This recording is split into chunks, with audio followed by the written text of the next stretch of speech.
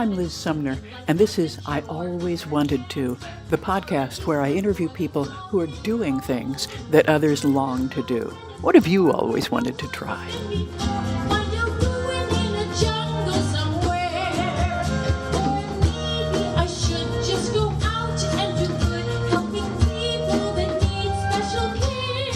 Hello, everyone, and welcome to the podcast. Today, I'm speaking with Silicon Valley branding executive Betsy Burroughs, founder and president of FocusCatalyst, innovation based on the neuroscience of insight.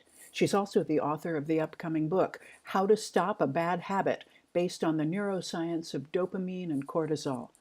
What originally caught my attention was her article for Medium entitled Discovering Tinder at 70. But as we talked, I realized there was more to her story. So here's part one, where Betsy explains about her adventures on Tinder and how she's having the time of her life. When I was thinking about kind of where I was before I got into all of this with the Tinder, definitely the catalyst was losing 90 pounds. Mm-hmm. And doing, actually the way I lost the 90 pounds was actually radical in that it was easy, effortless, and fun to do it and to keep it off, which is radical in the weight loss world. Amen. The assumption is you have to be miserable the whole time and all that kind of stuff. And I just wasn't into that. And this has a whole lot to do with my understanding about the way the brain works, because the brain doesn't like that either. And I basically felt attractive for the first time in my life. I realized that I thought that I was fat and unattractive my whole life, even when I wasn't fat. And then I went up to 250 pounds. I definitely did not feel attractive. And then I ended up meeting this young woman here in San Francisco, and she was in her late 30s, model gorgeous, just gorgeous, successful, professional woman. We became really good friends, and she was on Tinder. And she was meeting these fantastic guys on Tinder, which blew my mind. That was a big surprise for me. So Tinder is a dating app, and how it works is people put up pictures and a brief few words about themselves. But what was new about it when it came out is you get all these pictures, you go on the app, you see all these pictures of guys, and if you like them, you swipe right, and if you don't like them, you swipe left. And so, and it was really seen as totally a hookup thing, just people going after sex, young people going after sex. And really superficial as far as the swiping right and swiping left. One of the things I discovered is actually the swiping right thing. I never swipe left, and that's something else about the way I use Tinder that I can mention later. But the swiping right, it's amazing. A lot of people put like maybe 6 photos on there. You can tell so much from looking at a few photos and reading a brief bio or whatever information that they put in their profile. So, those were the things that it wasn't always a hookup thing, that it wasn't superficial to swipe, and that the guys were really great.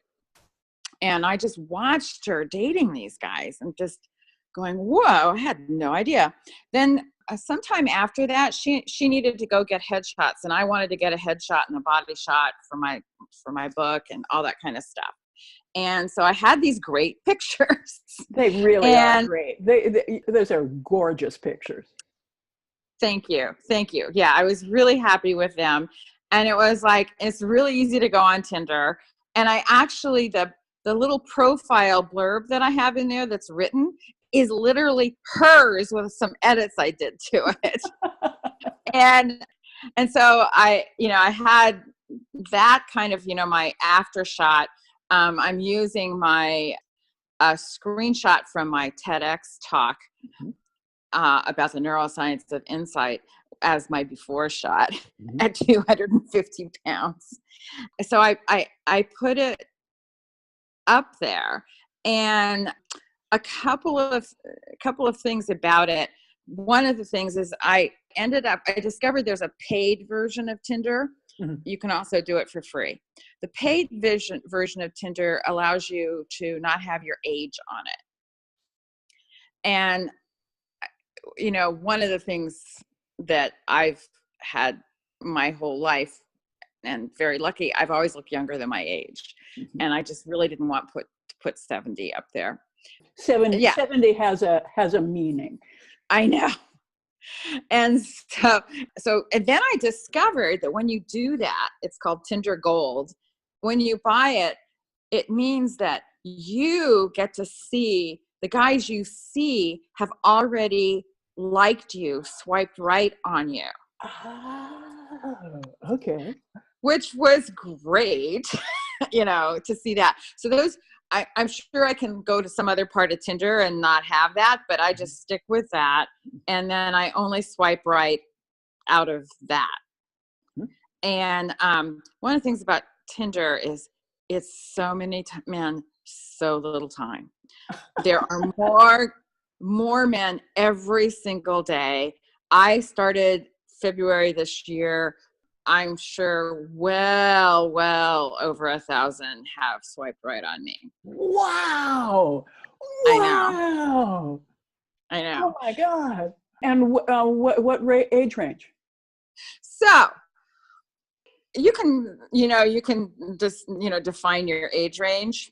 And when I started, because people will think I'm in my 50s or something like that. So I put it down there. Mm-hmm. And so this has been kind of an issue I've been trying to figure out, but probably most of the guys that swipe right on me are from their late 40s, early 50s. And it was interesting. This is totally tangential, but I'll tell you, there was one guy and you do texting in Tinder. Okay. For a while and kind of get to know the guys that way. And we had this great kind of conversation and texting and Tinder and, a lot of connections, and it was really cool. We liked a lot of the same things, but he was down as 52. And I saw a friend of mine. So I'm in Silicon Valley. I saw a friend of mine and I was showing her the picture of this guy. And she said, well, Bets, you need to add 7 years at least, to the ages and all this kind of stuff. So I ended up going for dinner with this guy. And because of some things he said, I realized he really was 52. Oh, okay. And my son is 44. So I don't want to pretend I don't have a son. Mm-hmm. And and that just feels weird. So there's less guys that are in their 60s and 70s. Mm-hmm. But those are the guys I swipe right on. Mm-hmm. And I obviously feel more comfortable with them. So what I'll do is I will start a conversation with them I let them respond first. They'll say something. And then I'll kind of briefly respond back, kind of a thing. And then I kind of let them take the lead and have them suggest getting together and things like that. Extra points for the guys with sense of humor. Those are the guys, that are really fun. I kind of learned from my friend, Melissa, she just kind of lets them take the lead on the rest of the thing, and it's kind of up to them to ask her out. And I've done the same thing. So usually it's like for coffee or drinks or something like that. Mm-hmm. And then usually what happens is if it is somebody that you've kind of connected to, you'll switch to regular text because it's just easier than going into the Tinder app. I don't like talking on the phone. Mm-hmm. I just don't. I haven't for a really long time. Yep. And I would much rather do the asynchronous of the text and all that kind of stuff. So that's really good. And then and I was going to say, the reason why I really like Tinder, and there's others, Bumble is a version like it, mm-hmm. and that's done by women for women, and its difference that it touts is the woman has to make the first move on Bumble. Mm-hmm. That doesn't really do much for me, so I just haven't even gone over to Bumble. I've been happy with who I'm meeting on Tinder. Mm-hmm. And that's the thing. The men just smart, intelligent, kind, nice, funny, successful. It's, and not like, it's definitely not a hookup thing or anything like that. And my thing is I just wanted to have men to go do things with. Mm-hmm. I am not looking for the love of my life. Mm-hmm. I am not looking to get married, God forbid. Um, and, I was trying to think of kind of what it's like. It's kind of like, I wrote a line. It's like, it's kind of like having girlfriends, but with kind of a little spice to it, in that, there's girlfriends that you see a lot and do things with, and there's ones that you see every once in a while. You're not sitting by the phone wishing that they will call or text. Mm-hmm. You're not, you don't have any of that. And that kind of leads me to the sense of power I have. I have never had it my entire life. I'm assuming women who were gorgeous their whole life just had abundance of men after them, and I never had. I did have guys, and I dated, especially in my 30s after I divorced my husband, and before I gained all the weight. But it was kind of, I grew up in the 50s, and it was like there was this unconscious accepted thing in my head, which is if a guy liked me, I liked them. Yeah. I can and it wasn't like you would go out with a bunch of guys. You meet somebody, they really liked you, and and then you'd worry whether it was going to call and wanting to hear from them and be with them and all this kind of stuff. And so for me to be in a situation where there's like abundance of men, I feel really attracted to them. They're attentive to me on that thing, but I treat everything as a practice. I am not trying to, find somebody to marry or, have a long-term relationship with.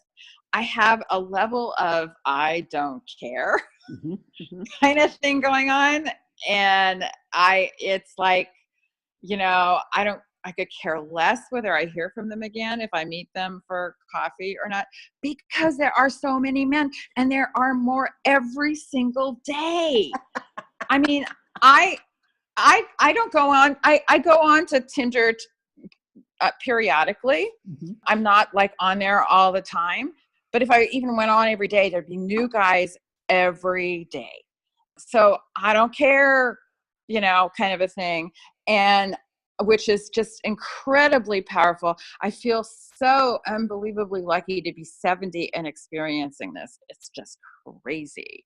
A few weeks ago, it was like I hadn't been on Tinder for a while, and it was a Friday, and I didn't have anything planned for the weekend. And so I just fired up the old Tinder and just started, swiping right and hearing from God, when they write back, they'll say just only a few words, and, and kind of get into a little bit of a Tinder text chat with, some of them and stuff like that. I mean, I do this on the bus. Oh my God. And it is so great. If I'm feeling down about anything, just fire up the Tinder and boom, it's gone. It's really interesting because I end up having most of my friends are these 30 and 40 something women. And yes, losing the weight was a big deal. The losing the weight just got me, I've just sort of gradually felt more and more attractive and kind of, well, I grew out my hair. My hair's this is the longest my hair has been since I was 5. Wow. Because in your photo, your hair is gorgeous. Absolutely strikingly gorgeous. I know. I love that. I'm going to get it. Good hairdresser. Yeah, I know that's dry bar. A dry bar blowout. And so just the way I think about myself is differently. And I know that comes across. The way I dress is differently. I don't necessarily dress sexy, but I just refuse to wear all black baggy the way I used to. And now, did you learn and that? Did you learn it from Melissa how to be a beautiful, desirable woman, or you came by it through it was gradual. trial and error? I lost the weight like 2 years, but finished losing that amount of weight anyway 2 years ago. Mm-hmm. So it was kind of, I just started to kind of gradually pick clothes, grow my hair out. I grew my hair out because I had gotten this really great haircut, and it was like really short. And it was, this short, mm-hmm. Really short. But as it grew out so nicely. And I kept going, well, I'm just going to keep, growing it and growing it and growing it. And then I just noticed, I just started to pick clothes. I go to Forever 21 and H&M because they're interesting clothes. Mm-hmm. Somebody, for my 70th birthday, I got a card from someone, and the front of it was sort of this kind of crazy looking older woman in kind of youngish clothes. And it's something like, I shop at Forever 71 or something. Something like that. Yeah. I can tell that my style has changed. Mm-hmm. And I can feel, it's just, Tinder's given me a lot of confidence because I'm getting attention from men like that. Mm-hmm. And also I just have a lot of energy, and I'm just, that's what those 30 something women say, you don't act like you're 70. Mm-hmm.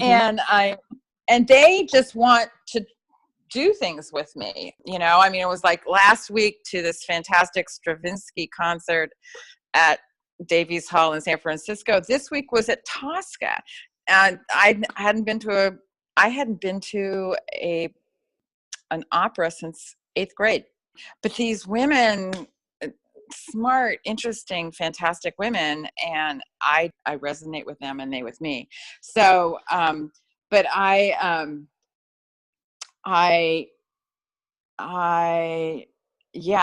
think that was the main stuff, I just, like I said, I'm so unbelievably thankful. Well, I can't remember I told you this, but I had done this 3-minute talk last year to this large group of 20 and 30, 40 something women. And I started it by saying, I turned 70 this year. I have never felt happier in my entire life.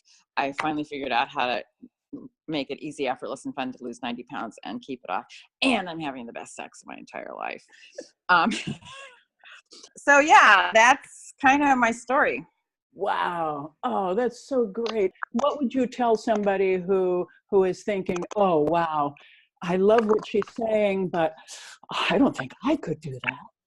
So I've been thinking about what my answer to that is. I definitely, having Melissa helped me because I could kind of turn to her on stuff, and I watched her do stuff. It is, though, really easy. You don't have to, one thing I loved about it is like you didn't have to agonize over the big Match.com, profile, who I'm looking for. You don't have to do. That's really nice. You don't have to do that. And it's really, the app's really easy to work with, and throw up a couple of pictures and a little bio. It's not even a bio. It's really easy. And again, doing the paid Tinder, so you already see who's already swiped right on you. Mm-hmm. That makes you feel a lot better, and I don't know of any books or resources or anything about it. It's, but it's, talk to someone, well, guess not your daughter, but